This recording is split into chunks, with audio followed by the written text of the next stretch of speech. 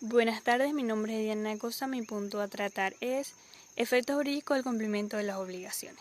Si una persona se compromete a cumplir y cumple con la obligación, termina la obligación con el cumplimiento. Se extinguen las acciones que el legislador le conceda al acreedor por si el deudor no cumple voluntariamente y puede acudir a los órganos jurisdiccionales para que cumpla forzosamente. El efecto de una obligación es la ejecución o cumplimiento de esta voluntariamente tal y como se contrajo. No hay que confundir una prestación de no hacer con el incumplimiento de las obligaciones, ya que el no hacer es una conducta de abstención que surge del establecimiento de un contrato. Ejemplo, contrato de exclusividad. El efecto fundamental o integral del cumplimiento de la obligación es la extinción de la obligación. Esta comprende dos aspectos. 1. Que el deudor se libere, desvinculándose de la obligación que tenía. 2. Se extinguen las acciones otorgadas al acreedor para constreñir al deudor en el cumplimiento de la obligación.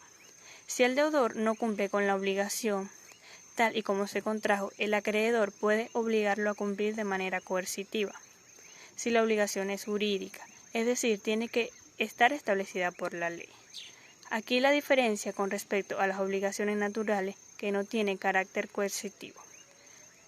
El artículo 1271 del Código Civil señala que será condenado al pago de los daños y perjuicios, tanto por inejecución de la obligación como por retardo en la ejecución, si no prueba que el inejecución o el retardo proviene de una excusa extraña que no se le vea imputable.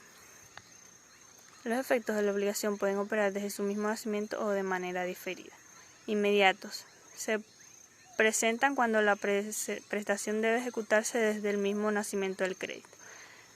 Diferidos. Cuando deben cumplirse al cabo de un cierto tiempo. Instantáneos. Se consuman desde que comienza hasta que se termine el acto del cumplimiento. No opera intervalo de tiempo alguno. Son efectos de duración los que prolongan su efecto en el tiempo. Efectos de las obligaciones entre las partes. Debe distinguir entre parte formal y parte material en las obligaciones.